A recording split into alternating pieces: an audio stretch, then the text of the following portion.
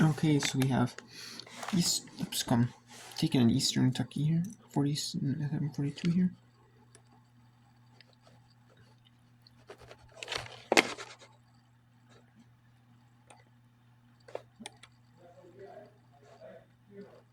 Actually, let's go to the main Black Bears. 47-32, A&M UAB.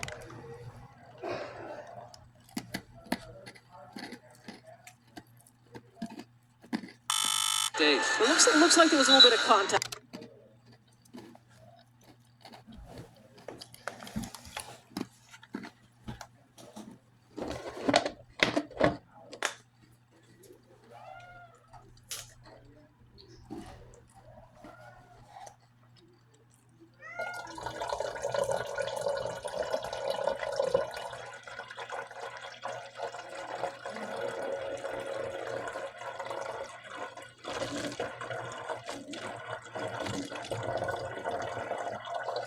Let's go to the main Black Bears. 21 points and a timeout on the floor. Coach. So it's Maine taking the timeout. So let's go back to Lipscomb and Eastern Kentucky. 50-42.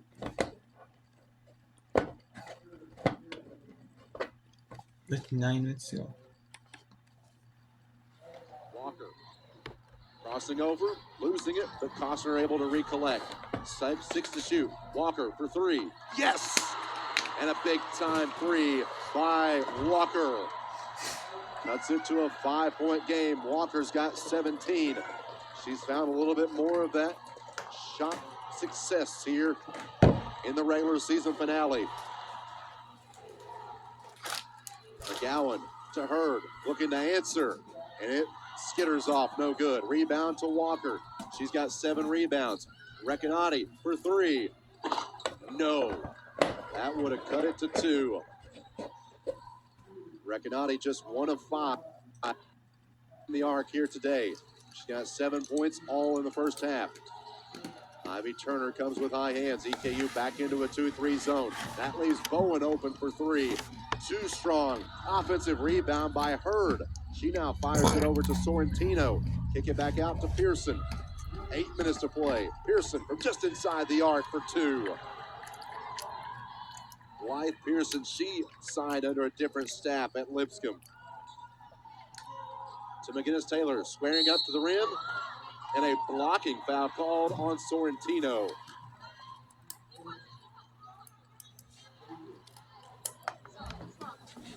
Take a look at this one right here. And McGinnis-Taylor get rewarded with 2 shots. McGinnis-Taylor's been there 4 times, all in this second half. EKU is 9 of 10 for the line here today. And McGinnis-Taylor can't connect on free throw attempt number 1. 4 points, 3 rebounds for McGinnis-Taylor.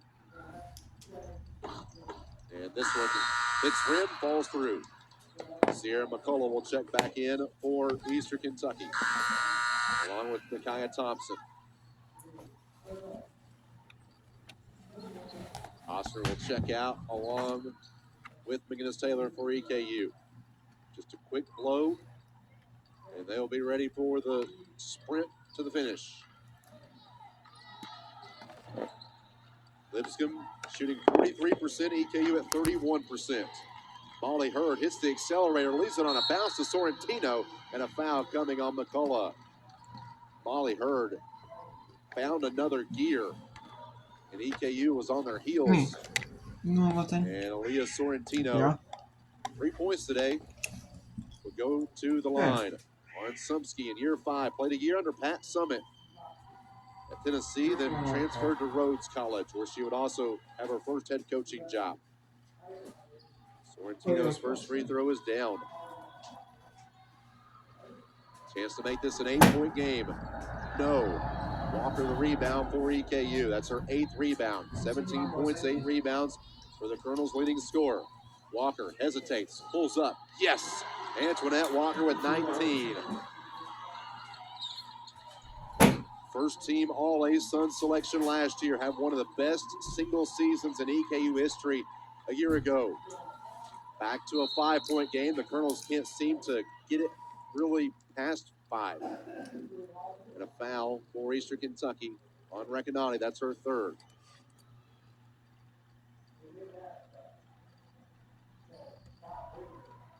Team third as well.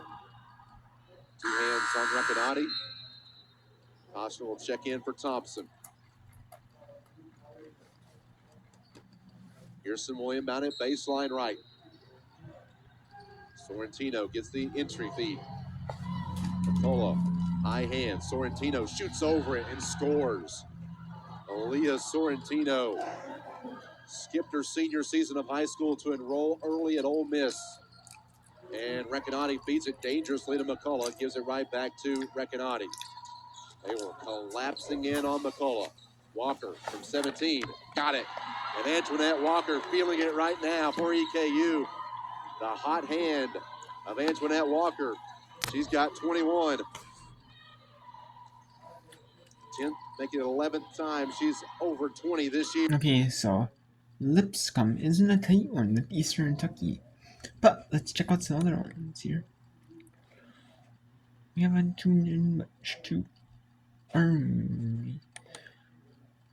Actually, let's tune in. Let's go to Kent State at Buffalo for a little bit. Or, I don't know. I might take out TCU. Is TCU their team? Actually, TCU is making it close. Might have to go back to TCU. Well, actually, I'll stay at the Lipscomb game. Why not? It's regular season final for this game. This conference.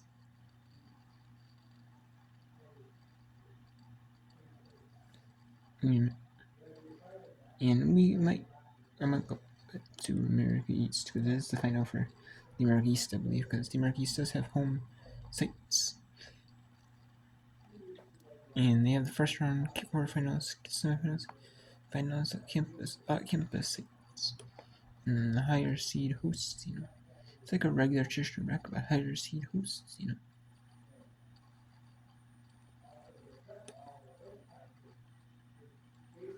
4-star.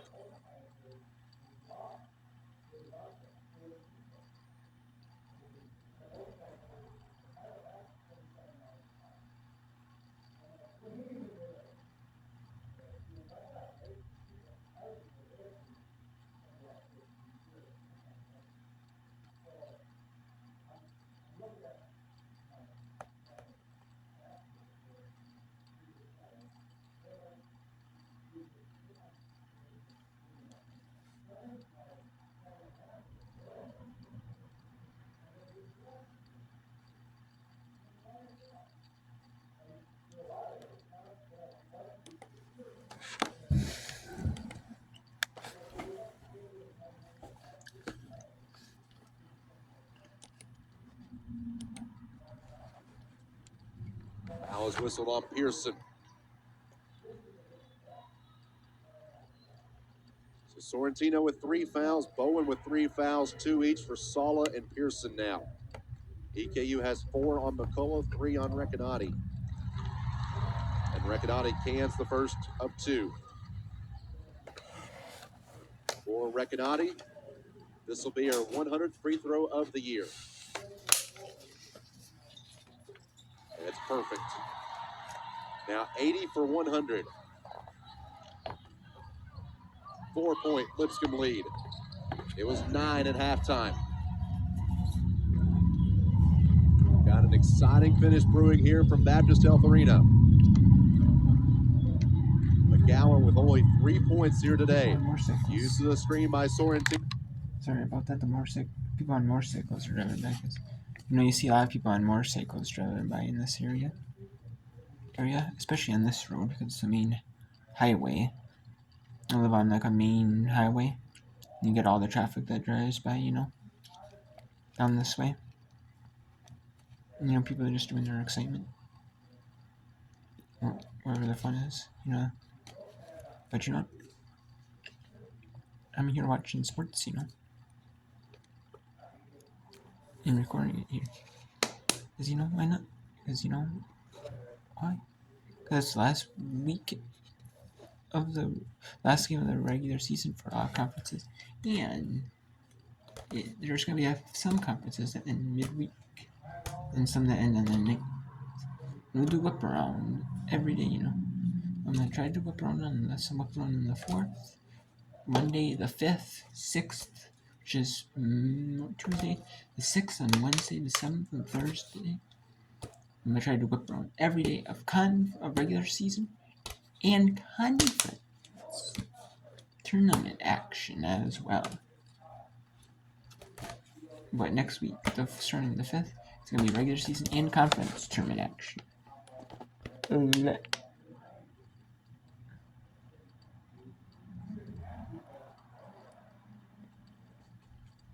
Okay, so there's a 10. Let's go to TCU at West Virginia.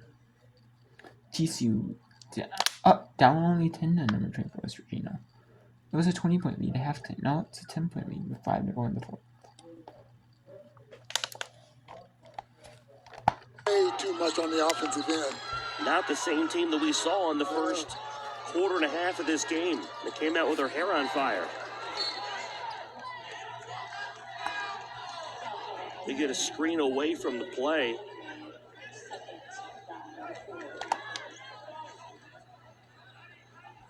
Hemingway picks up number 2.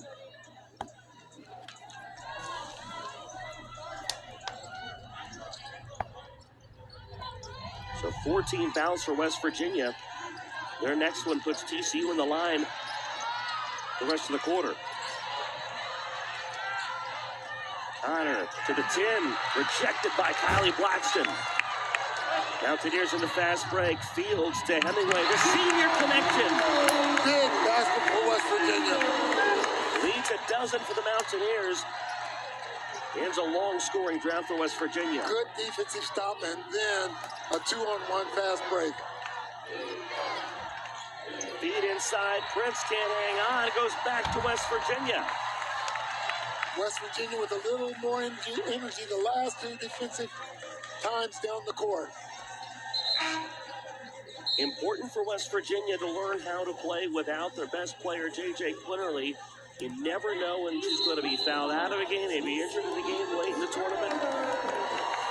Madison Connor leaves for TCU. She won't be there long, that's for sure. This was a 40-19 game when Quinterly left with the injury. It's now 50-38. That is how quickly things have shifted back to TCU. An excellent find by our intrepid statsman, Joe Mitchin. Appreciate the effort all season from Joe.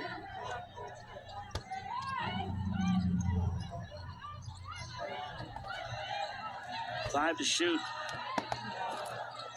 Harrison. Here's the count.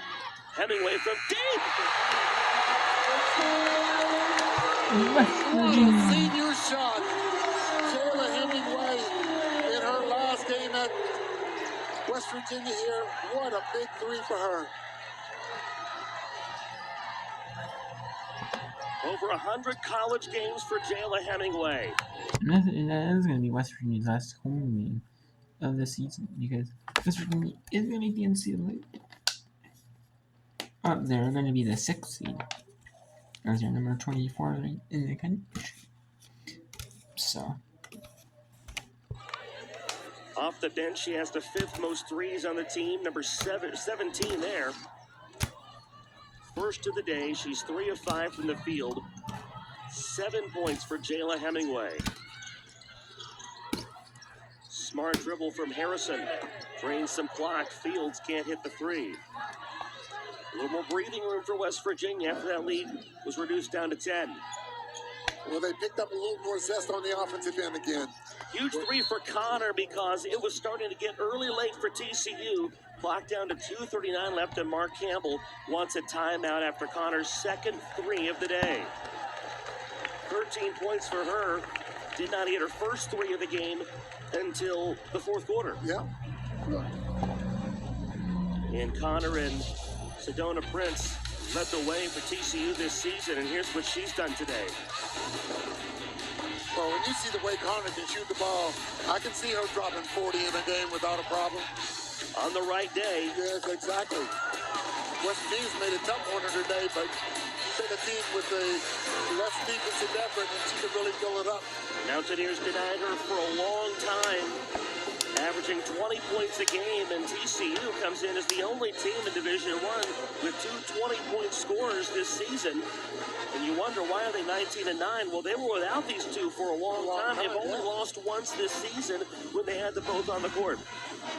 Yep, they're going to be a factor in the tournament in Kansas City, you know. So, and to be honest with you, unless they can turn things around in this final 239, they may need to if they want to play in the big dance. That's exactly right. Yep, they're going to need a few more big quality wins. But, you know, when you have two players like that, the committee sometimes looks and says, you know what, that's a showcase for us too. Right. You know? TCU 43rd in the net rankings, so this is going to be a pretty solid win for West Virginia if they can hang on, leading by a dozen with a little over 2.5 to play. TCU has turned it over 26 times. That's the most West Virginia's forced since 29 against Cincinnati, a new member of the Big 12. That came January 20th. Well, look for TCU to be very, very aggressive. They only have one team foul. They're down 12, so they can take some chances here. And even if they foul, West Virginia's not anywhere close to being in the bonus yet. You may be able to play this possession now, but I don't know. If you're TCU, you almost start giving some fouls here, I would think, just to get yourself to that point, wouldn't you? Yep. To get that part of the work done early. Ready to get foul on the Mana or Connor. Yeah. Well, you know, you're pressing West Virginia right now. If you give Jordan Harrison a crease, she's going to make you really, really suffer in that press because she's so quick here.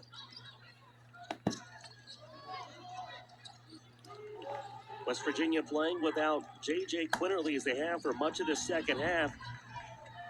Bumped knees with Kylie Blackston. Took the worst of the collision, and she has an ice pack. Well, no, the ice pack's off that knee now, Faye. Down to 5 on the shot clock.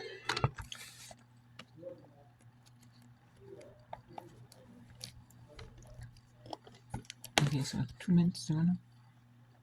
West Virginia is up 33-41. And that's a turn.